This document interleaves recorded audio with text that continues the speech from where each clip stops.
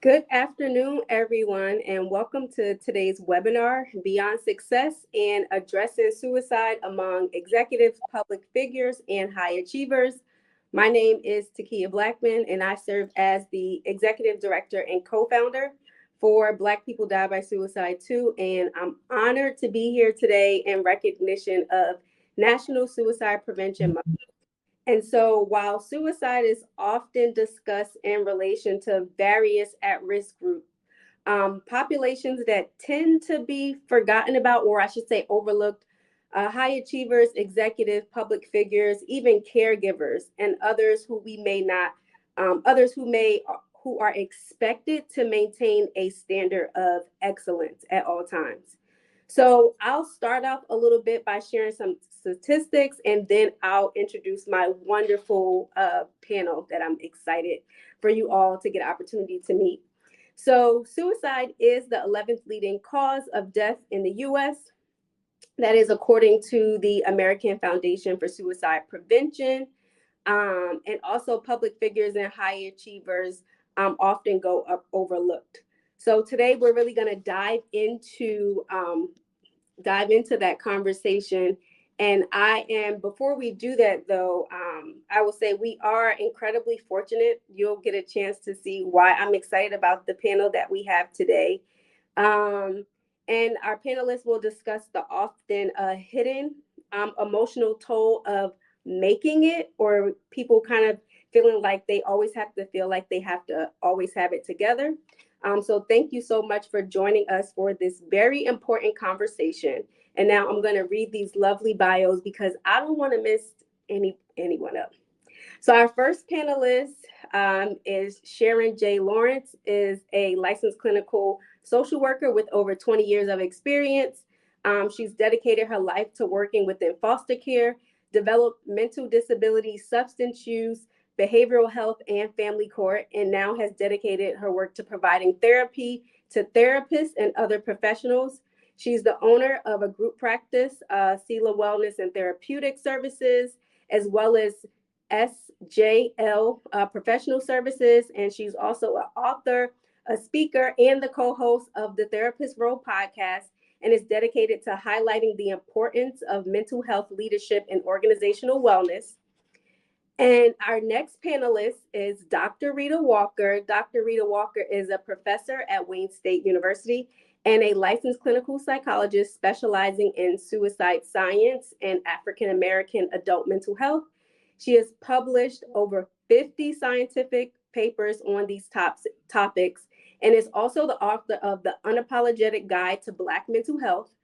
And she has also created a workbook to accompany the book. So I would encourage you to get it. And if one of my amazing tech supports can make sure y'all drop that link in the chat as well. And her work continues to advance mental health research and advocacy within the African American communities as well. And then I'm moving right along to Dr. RJ, also known as the Executive Burnout Coach, okay? She is an executive coach and clinical psychologist with over 17 years of experience, and she has worked with thousands of high performers, helping them to identify and overcome hidden challenges that tend to hinder them to reach their full potential. Dr. RJ specializes in helping executives to eliminate stress and anxiety and burnout and empowering them to regain balance in their lives. Her approach of restoring emotional, physical, and mental energy, allowing leaders to thrive both personally as well as professionally. And Dr. RJ is passionate about helping executives create more fulfilling and balanced lives. Last but not least, we have Monroe, and I'm y'all working with some tech issues today, so bear with me. We have Monroe, who is a licensed therapist, motivational speaker, and educator, who has dedicated their life to life coaching, but also advocating for youth as well. Monroe has translated his passion for education. Y'all, bear with me. I got my notes over here. I got to just keep sliding it. Give me a moment. um, and mental health. I lost my train of. Okay, Monroe has translated his passion for education into career, spanning and helping LGBTQ youth in the areas of both New York and California, as well as men of color. As I mentioned, members of the LGBTQ youth community, and inspired by his own diagnosis of major depressive disorder, he is also committed to destigmatizing mental health and promoting and uplifting Black men. So, y'all, like I said, work with me. But that's all of our panelists. So we want to give a round of applause for all of our panelists. So we're going to jump right into asking questions about why we're all here. So if whoever I know we have some who are assigned questions, but our first question is if we can start by defining what it means to be a high achiever, or public figures in the content of mental health, and why is it crucial to address suicide among this specific group?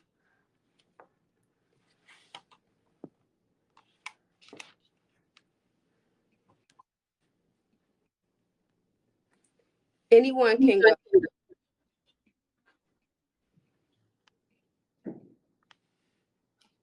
Can you all hear me? So I'll start. Okay. If you all, okay. So when I think of high achievers, because I primarily work with clinicians, mental health therapists, we work with doctors, nurses, teachers, attorneys, law enforcement. I'm looking at individuals who are constantly in a position where they have a lot of responsibility. So high achievers means they're constantly reaching for the next thing or to complete different accomplishments. And so, excuse me, my voice is trying to go all of a sudden. And so in working with high achievers, and regardless of whatever profession that they may be in, I think the biggest thing is helping them to identify that they are not exempt from life. As I work with these individuals, oftentimes they come in and they have this perception of, I'm in this position, I'm in this role, I'm responsible for this many people, everyone is looking at me, I can't fail, I can't, have a lapse in judgment, I can't miss this mark. And so sometimes they don't believe that they are like everyone else. They do see themselves as being different. And although they may be unique and may be gifted and talented, the reality is that they're not exempt from it. So it's important to kind of help them to understand that they're not exempt from life. Yes, you have a cape, but you don't fly, those kind of things. You can be amazing, but it's also to be in a position to ask for help and to seek help at any given point in time. Thank you, Sharon, for answering that question. I'm not sure if anyone else wants to chime in before we move on. Oh, I'll jump in. First, shout out to this amazing panel, y'all. I feel like I'm biased because I feel like mental health professionals are the smartest in the world and that we should be at every single table. So being here together is quite an honor. So shout out to all of y'all. I'm honored to be serving with you today for our community. So I'm Dr. RJ. I'd like to say for high achievers, high performers, the thing that we all have in common is that for a while, everything we touch turns into gold until it doesn't, right? And so it's that until it doesn't piece, that's where the danger comes in. So we all used to be high achievers, all used to winning from day one. And when the winning stops, because it will, then what happens? That's where we're in the danger zone. Thank you, Dr. RJ. And also adding that suicide is often comes as a surprise when we think about people who tend to be in the limelight, or people who seem to kind of have it all together. I myself, I fit in that category in the sense that I am a very high achiever, sometimes by default. And so kind of it would be easy to appear as if someone like me may have it all together.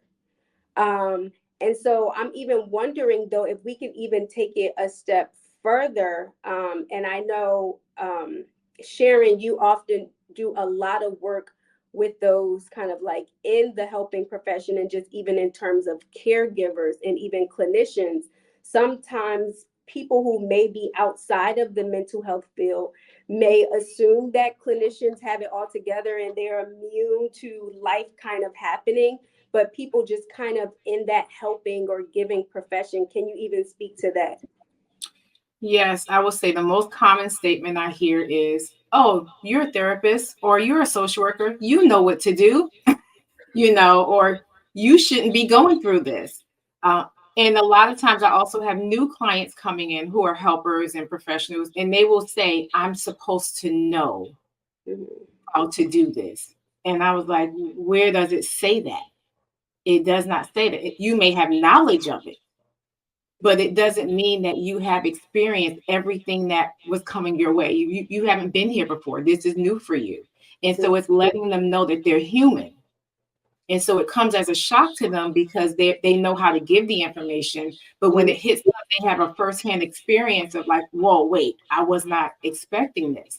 This is now my life. And how do I deal with it? And so getting them to understand that it's okay. Like we have that motto that we always share with them. It's okay to not be okay. It's okay to feel what you feel, validating their experiences, but also helping them to identify strategies to address those things that are important to them so that they don't begin or continue to unravel, if you will.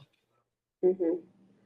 Thank you. And if either Monroe or Dr. Walker can chime in on why do we think there's such a strong stigma surrounding mental health and suicide among individuals who um, are extremely successful?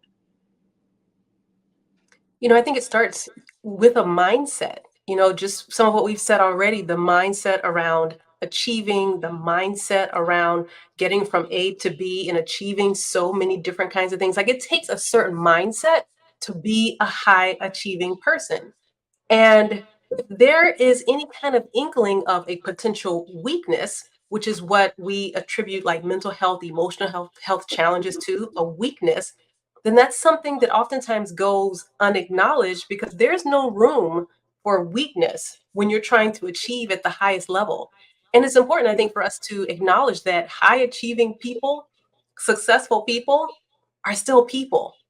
And so, regardless of what we or anyone else, will say to ourselves or what high achieving folks say to themselves, we're all still human. And what ends up happening oftentimes is there's this inherent sort of should. I think this is what Sharon was alluding to, like, well, I should be able to fill in the blank. And Takia, we've talked about this many a times. You all know the word should is not in my vocabulary because when we say I should be able to do something, or because I have a certain role or a certain label that means something, then we take the problem solving steps out of figuring out, well, why is it that I can't do the other thing that I want to be able to do? Why is it that I can't manage this stress a little bit more effectively? But then there's also this part that is burnout, that I know Dr. RJ is going to talk more about, this that's inherently built in. Like when you are someone who is functioning at the highest level, you oftentimes don't have enough gas in the tank to be able to manage once you get to a certain place in life. And so, because we're achieving at certain levels, because high achieving people and the folks that we see out there making it, because we see them as having so much success, I think we also just don't make room to be able to have some challenges in life. And that's something that I think this conversation starts to address, is kind of humanizing people so that we can do what we need to do in order to be able to address some of the life challenges that come about. Thank you, Dr. Walker. Monroe, you want to add? Yeah, and I think the only thing that I would add is that as we start looking at these high achievers, this public perception, that it becomes a synonymous with their identity. And so they may internalize that in terms of what I can produce, what I can achieve becomes synonymous with my identity, therefore becomes synonymous maybe with the value. And as Dr. RJ pointed out, when we have a misstep, when things aren't going our way, well, then what starts to happen in terms of my perception of myself? And so I think the stigma that comes with that also is that individuals realize, as Dr. Walker talked about, individuals realize like, what is at stake? If I slip, if I fall, for many high achievers, they're also maybe the breadwinners in their community, in their family. There might be a lot of things that are attached to their success. So that room for humanity that we're talking about, if I am to kind of break that perception that I'm emotionally stable or mentally stable, or that I am susceptible to life, challenges, then what are the consequences or the implications of that? Does that destabilize some things around us? So then instead of seeking maybe support, then there's I'm more prone to maybe internalize that stigma. I may start to self-medicate. I may start to self-isolate. So there are some things surrounding that I think also are tied to how we then begin to identify with those achievements and with those accomplishments. Thank you, Monroe. And as you all were speaking, y'all know I'm always going to keep it real, right? And complete transparency, I am currently dealing with burnout, okay? So this webinar is very timely for myself. And so when we're talking about that, I think even where I'll ask Dr. Rita to speak to this, when we're talking about just in terms of psychological fortitude, I'm not going to give the definition because this is coined by Dr. Rita Walker. And I say this because I had to check in with myself this morning, and I was like, Takia, what is your psychological fortitude? Dr. Walker, we are at a 4, okay? I'm just letting you know. But I am doing what I need to do to make sure like I'm stepping back from opportunities. I am making sure that I'm getting rest. I'm making sure that I'm speaking with my therapist. All of those things, because it's a lot running a new organization, especially for us, as we have really taken off, and it has come with a lot of growing pains. Even if you can speak to what is psychological fortitude and why it's so important to check in with yourself. Well, I appreciate that, though. The 4, okay, we'll talk about the 4. Psychological fortitude, I introduced in my first book, recognizing that, especially in the Black community, we don't really want to talk about mental health because of the stigma, shame, and all of those things. At the same time, we need to be able to talk about our minds. And so psychological fortitude is the 0 to 10 rating of one's ability to be able to function in a number of areas. So being able to take care of one's physical health, being able to meet goals at work and or at school, being able to take care of family, and also to be able to resist the threats to all of those things. And the threats might look like, oh, you're talking Black today. That's just, I'm sorry, that's one of the things that happen, that people say, microaggressions, things that happen that can kind of undermine and cut at our well-being while we're on the road, because I do believe that every one of us has a purpose in life. We do all have a purpose in life. We're here for that. We're each here for that reason. But if we can't take care of our day-to-day responsibilities, if we're not sleeping well, if we're not able to take care of our children or take care of our in-laws who may be living with us, and we are really taken out by the stuff that we see sometimes in social media, that we're just not able to do what it is that we're here to do. And so I have said that 0 is, completely out of gas, and 10 is like cooking with grease. And ideally, we're able to at least stay at about a 7 or higher. Now, recognizing that number changes from time to time, maybe a 4 today could be, because there's always the possibility, could be a 5 tomorrow with just a minor adjustment. And those adjustments can happen in 2 ways, either taking things off of the plate, which I'm really glad to hear you saying, Takia, or adding something, adding a source of joy. And it could be something small, like going for a walk or calling someone who you really care about, who cares also about you, and there's some give and take. And so it's a 0 to 10 also because it's easy to give a number. If I just ask anyone who may be listening to us now or who might be watching in the future, what's your rating? I'm not getting in your business. I'm not asking you everything that's going on with you. I'm just saying, what's your rating right now? Because what that says to me is maybe I need to say, like, hey, let's go get some pumpkin spice latte. Or maybe I'll just check on you tomorrow. But the rating tells you that you need to do something different if it's low, but it also tells the people around us when we need intervention. So I'll stop there. Thank you, Dr. Walker. Dr. Walker will probably get me offline. Don't get on me right now, Dr. Walker. Okay, save it for offline. So, but I think too, psychological fortitude is also a moment for us to check in, because if we are low, like where I am right now, that's at the moment where I'm not going to should. Dr. Walker says it would be helpful. So it is not helpful for me to give to anybody right now in this instance, right, Dr. Walker? Right, correct. So that's also a time for us to check in with ourselves, because sometimes when we are running on E, we're still doing for other people, when that's the time where we need to check in with ourselves and give ourselves what we need. So I like often to say we give from our overflow instead of giving from our cup. And currently I'm giving from my cup, so that's why I'm taking a step back. So I don't know if anyone else wants to add anything to that before we move on. Nope. Okay. So talking about, as we're talking about the suicide, passive versus active suicidal thoughts. I think a lot of times when people hear the word suicide, they automatically want to think, I need to call the police. But I want people to understand there is a bit of a spectrum that we need to that needs to be considered, and everyone who is experiencing suicidal thoughts don't necessarily have to go inpatient.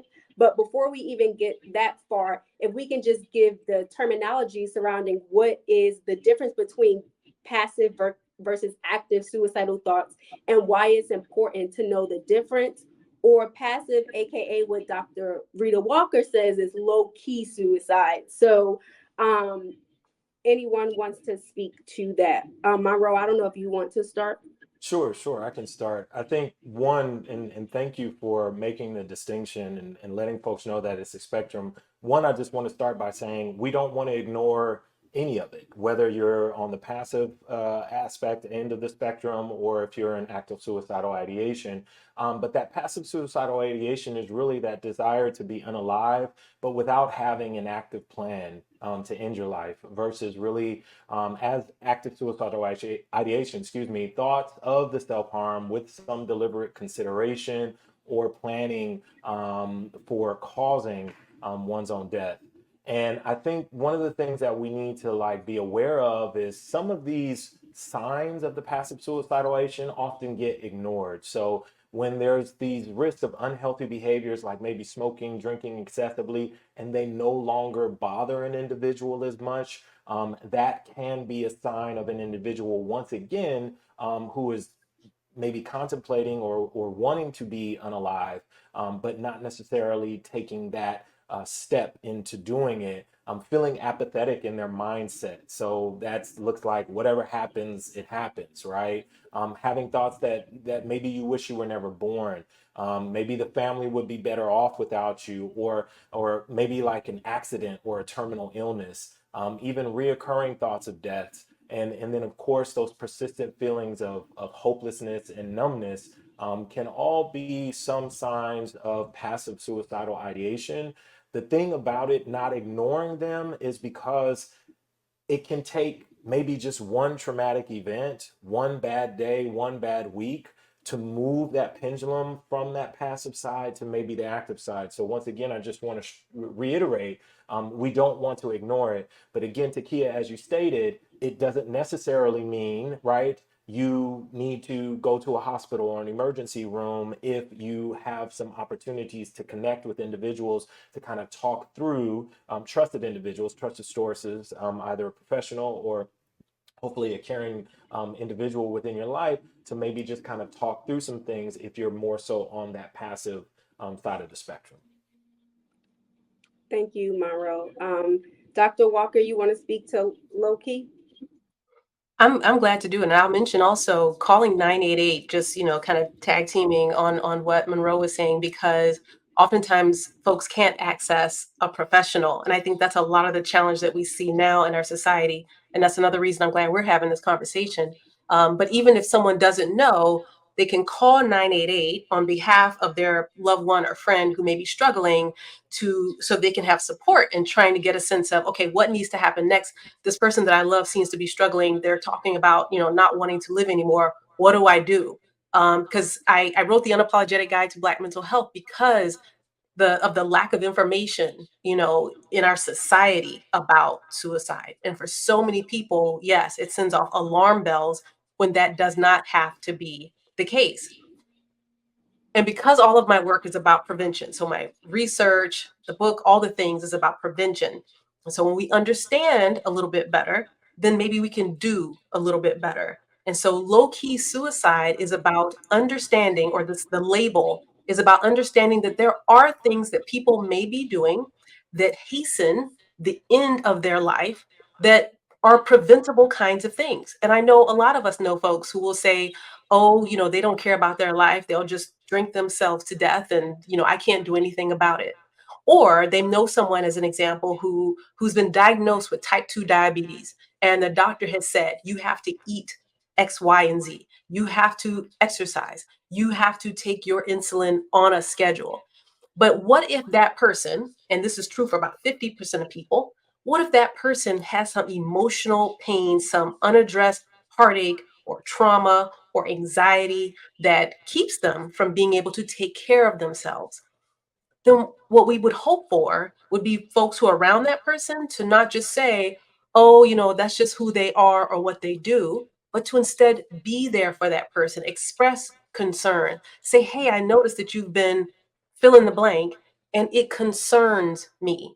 Because that person with their unaddressed mental health challenges, emotional health challenges, could be very passively acting in ways that will prematurely end their life. And it's important for us to be honest about it, and for us to be able to talk to that individual about what we see, not to be judgy, because I know we can be judgy, but to just say the facts. This is what I see.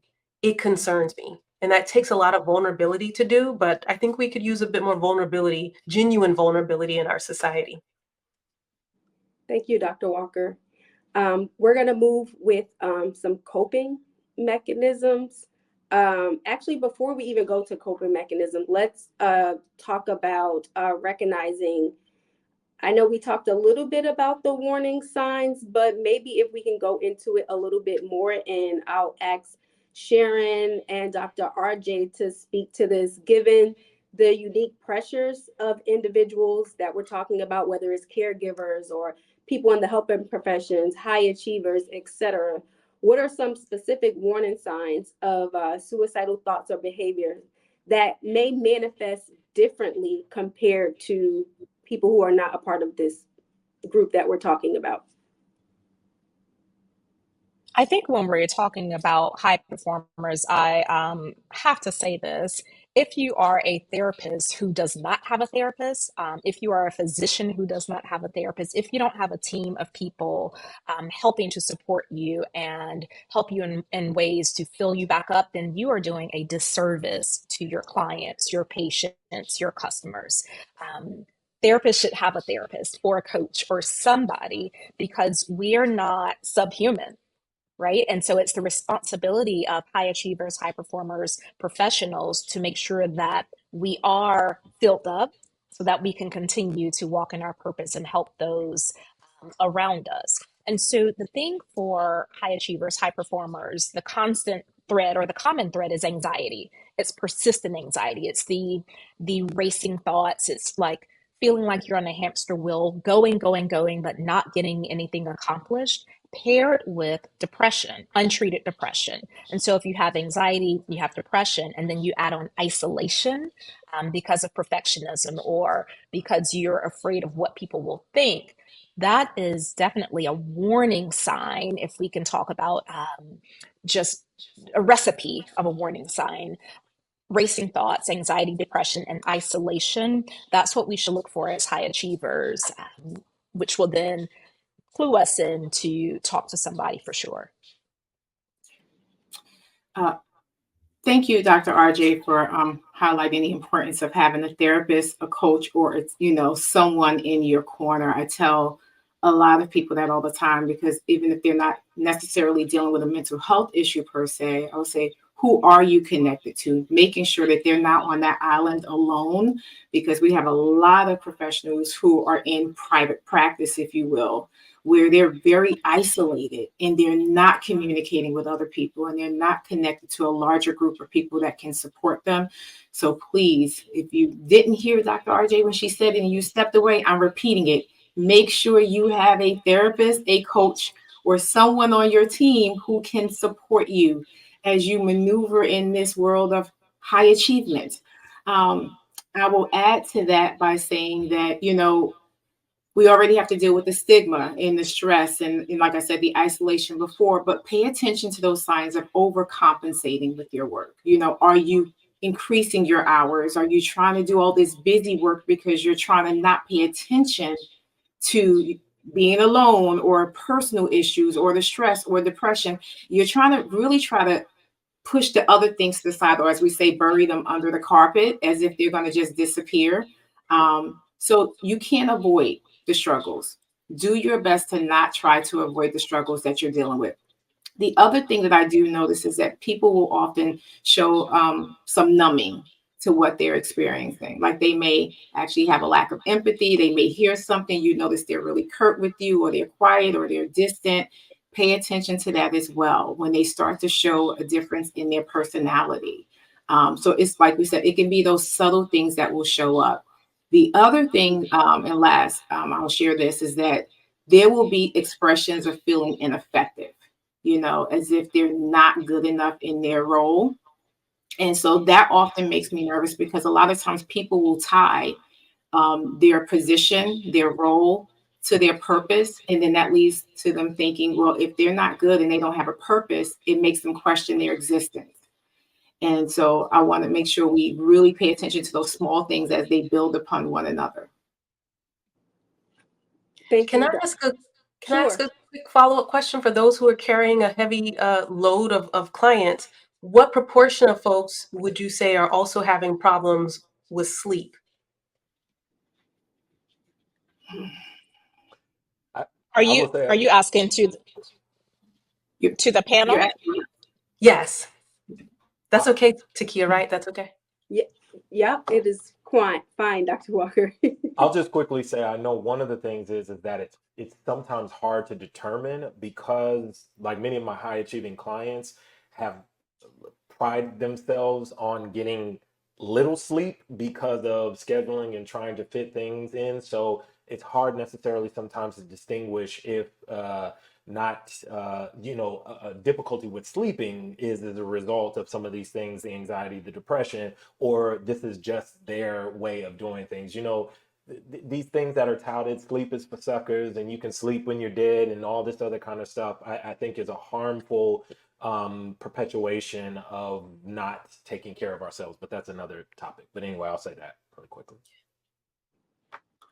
I'll say I work primarily with executives, entrepreneurs, CEOs, physicians who have been trained to not sleep. Just like Monroe said, it's just part of the culture. However, that is a huge warning sign. In my first book, Executive Balance, I talk a lot about sleep and how the lymphatic system is absolutely necessary to heal our immune systems, to allow us then to be able to use our brain to its full capacity. And that only happens at around 7 hours of sleep. And so if you're not getting your 6 to 8 hours of sleep, closer to 8, then your body doesn't have time to heal, to recover, or to do what it's designed to do. So if you're having some mental fog, if you're driving past your exit and forgetting where to get off, if you're looking for your glasses and they're sitting on top of your head, all of those things are signs that your system needs rest. And so one of the things that I talk about in The Art of Balance, which is coming soon, the sister to Executive Balance, is relentless rest. and how relentless rest then adds to productivity. I think we've been conditioned to believe that rest is lazy. However, it does make you perform better. Mhm, mhm.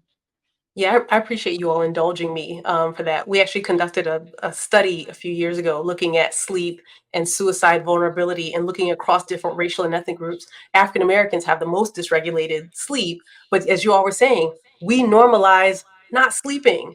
But when I'm supervising clinical cases, if I find out that that patient or that client is not sleeping and they want to sleep and they have difficulty sleeping or whatever, that's actually one of the more concerning signs for me is the dysregulated sleep.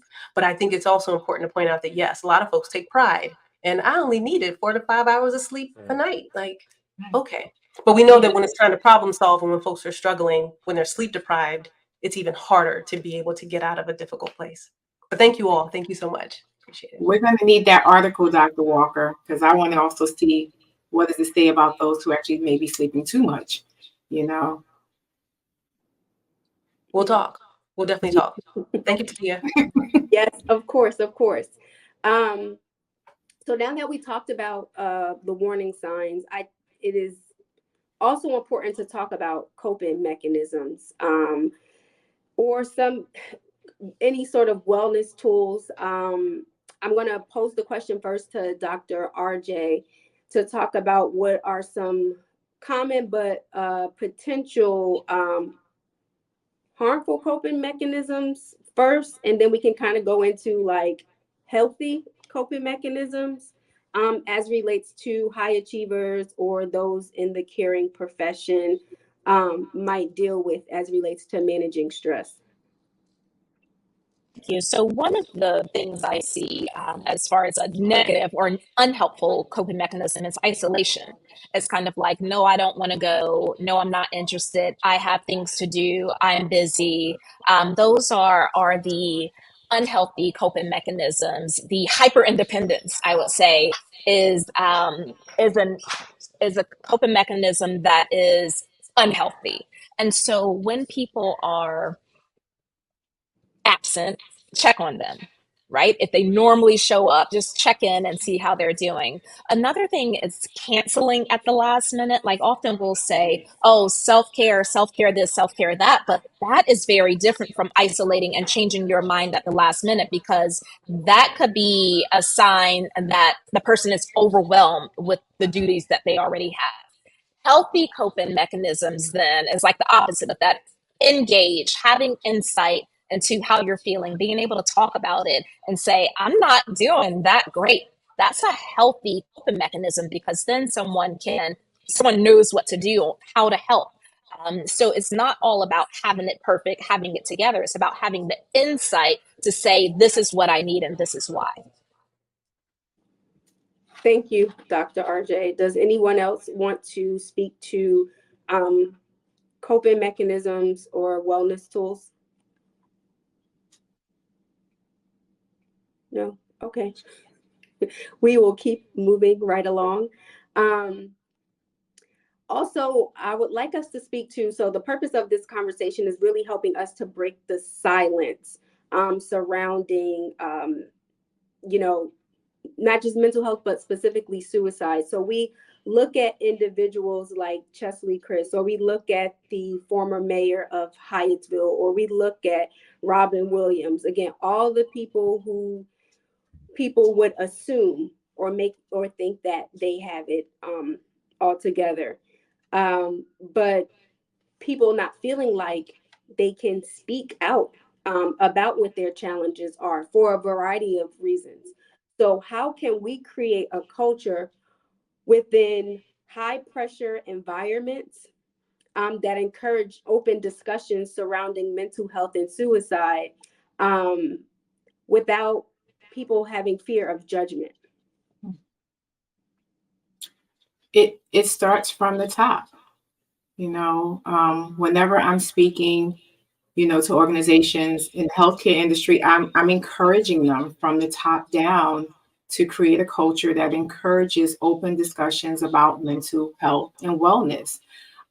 Even mental health and wellness for leaders. Oftentimes there are initiatives in place for staff, but there's nothing that really pushes to say the leaders should also be engaging in those activities. So having leaders who, not enough is being done to make sure leaders are engaging, in those activities so that they can mimic that behavior and encourage that behavior and let people know it's safe, to not only talk about it, but to prioritize it. And so I think normalizing those conversations is important, but also making sure the resources are available for them to access, those resources such as EAP or anything else. If it's something in-house or external, do they know about it? But I think that's the biggest piece. How do we encourage them to get this culture established and maintained over time? And just to kind of piggyback on Sharon, one of the things too is, especially when you're talking about organizations, is being able to call out and address the conditions that lead to these uh, what I want to say, tendencies to not take care of oneself, right? So when we're talking about capitalism, when we're talking about oppression, microaggressions within the workplace, when we're talking about the disparities between, people of color and their white counterparts in terms of, the workload and compensation and all of these things that lead us, particularly Black people, to have to work twice as hard or to feel like there is no room for us to fail. Like, I think if we're talking at the organizational level, right, and also within community, then we need to actually call out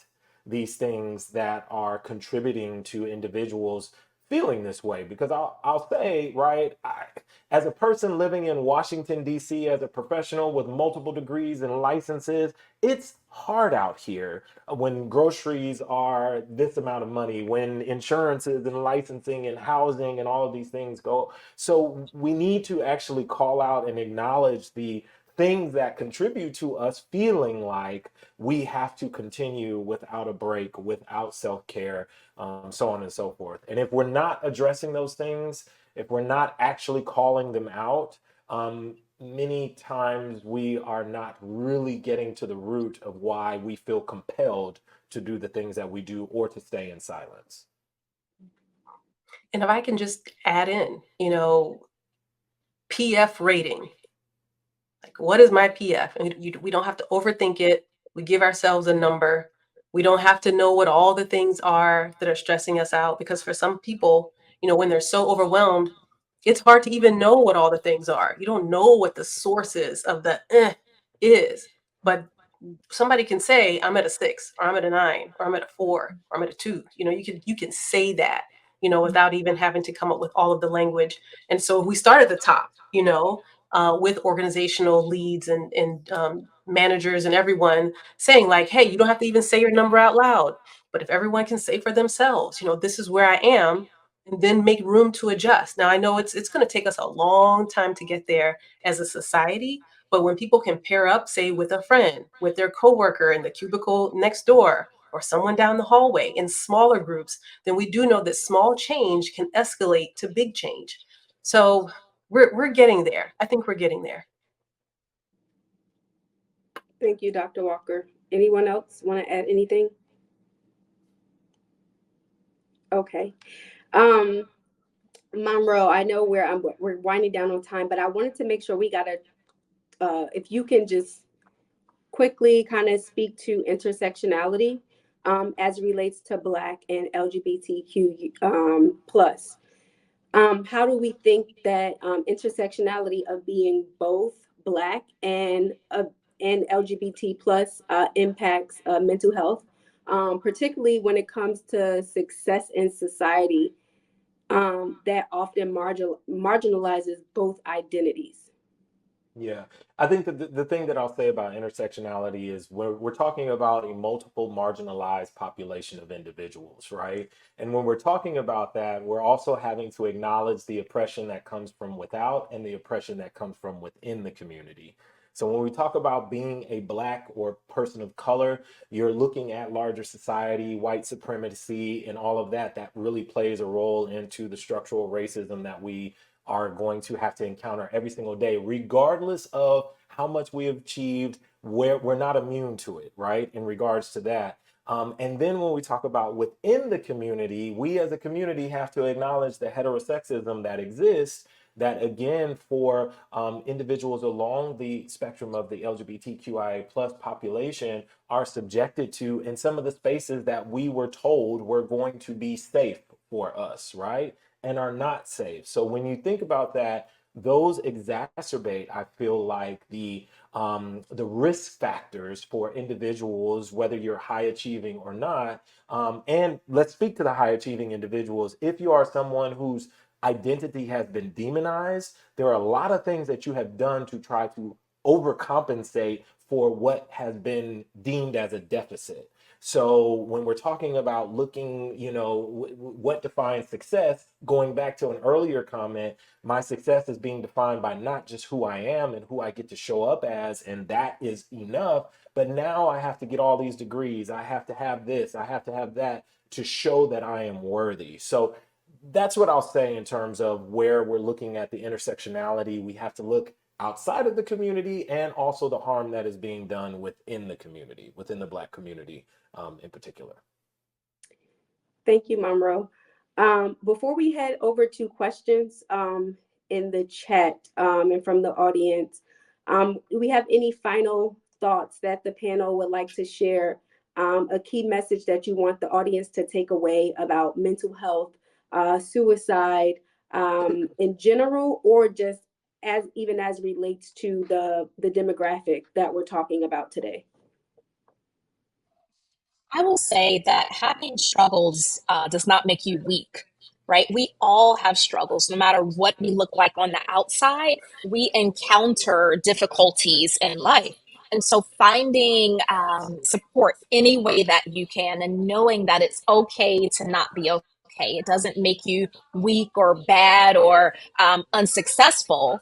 It just makes you human, and we're all human. Also, try not to get caught up with the highlight reels of social media. Even the high performers, executives that I work with compare themselves to others in social media when we know that it's just our highlight reel, right? And so I want you to make sure that you're not measuring yourself against other people, and you're measuring yourself against yourself. Am I showing up as my favorite version of myself every single day? That's your measuring stick. Thank you, Dr. RJ. I would just add, don't prioritize the stressors of the workplace or life over your own needs. It's a matter of self-prioritization. Understand that you matter. So please, I beg of you, make sure that you do what you need to do to ensure that you're okay, get the help, get the support you need so that you can succeed in every area of your life, not just in the workplace. And I'm happy to circle back, I think, to why it is, I think, that we're here, because people assume that folks who are so successful, our celebrities, our high achievers, that they're above emotional health challenges. But we have to meet people where they are.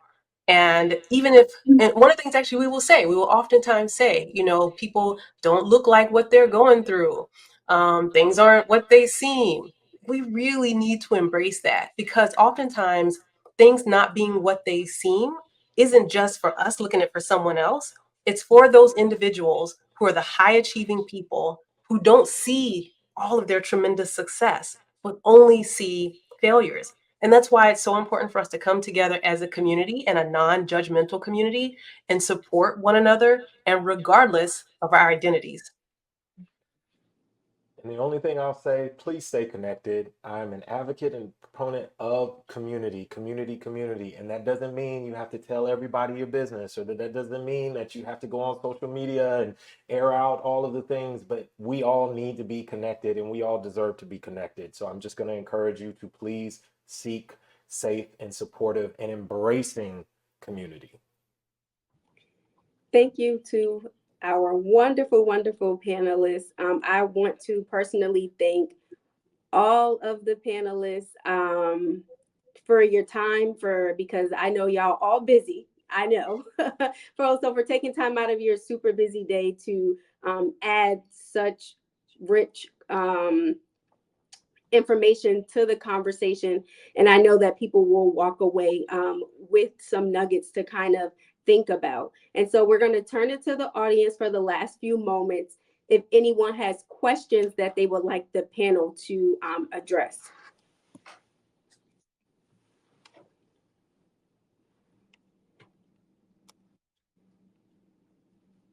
I'm trying to go through the comments.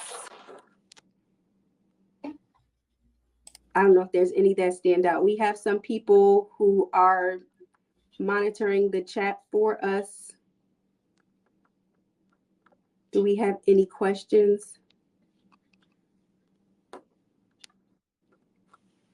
Also, Takia, if you miss any questions, you can just go live, later and answer them, or send them to our DM, and I'm happy to go live later and answer any questions that we didn't get if you just send them to my DM.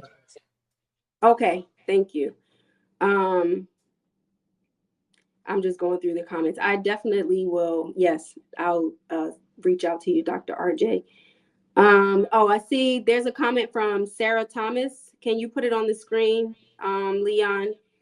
As a mental health provider, what questions would you suggest asking during intake assessment to ensure we are not overlooking symptoms in high achievers?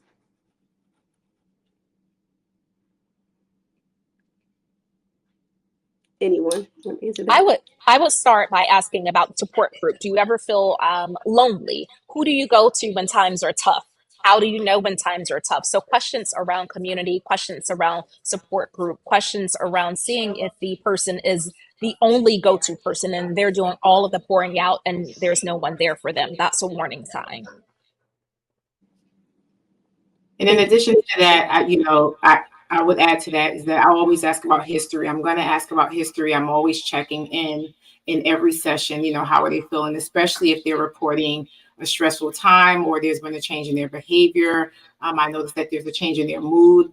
I'm going to inquire, but I'm also going to, like Dr. RJ said, you're going to see what does their support look like outside of that space. And asking, what does a mental health crisis look like for you?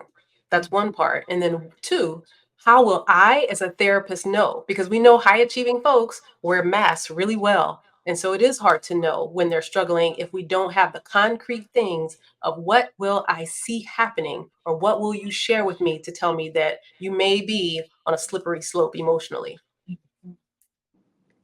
Thank you. Thank you, everyone who answered the question. We're going to answer one more question. Can we pull the question up from, is it Janae Steele? Does the panel have any insight for perfectionism is a risk factor for suicide? I work in suicide prevention and have noticed that many of the youth who have died by suicide in community have been high achieving youth, gifted, or AP classes, thinking of educating teachers and parents about this. That's a great question.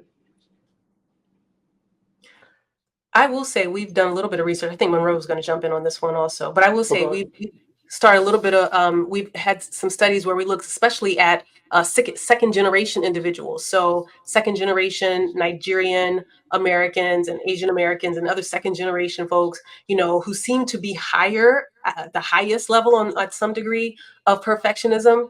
And so there's no room seemingly for failure. And so there is some research, and we're not the only ones who've done this work. But yes, there is some research to suggest that there is an association, but that's just one of those risk factors among many other things, but that we want to be able to assess and ask questions of, not just our clients and our patients, but those, teachers, as an example, who see youth getting really upset and seemingly more upset than would be expected for a low grade or a perceived low grade. So a B might be a low grade. And so, yes, the answer to that question, the short answer is yes. And so that's a very astute observation. If I think I know who that is, Dr. Steele. And the only thing I would add is to not dismiss the feelings and the emotions of adolescence. I feel like as adults sometimes, right, because they're not necessarily paying the bills, they're not going to work every day, there can be a tendency to dismiss some of those emotions that Dr. Walker talked about, and to overlook that because we are going to minimize their struggle. You're not dealing with adult this, you're not dealing with adult that, but actually really looking at these individuals as young humans who are developing these emotions, who have interactions, who have feelings, who have experiences, and to legitimize those and to validate those experiences by simply just asking them to elaborate, and by giving them some space to talk through what these things are and what might be the root or some of the impetus of some of these feelings that they are experiencing. So please don't dismiss or invalidate young people and how they might be feeling. Yeah. Yes, thank you all for your questions. And yes, before we wrap up, we are at the 2 o'clock hour. I have to give a wonderful shout out and thank you to our wonderful tech support. That is my co-founder, Jordan Scott, as well as our communications committee, Zyra.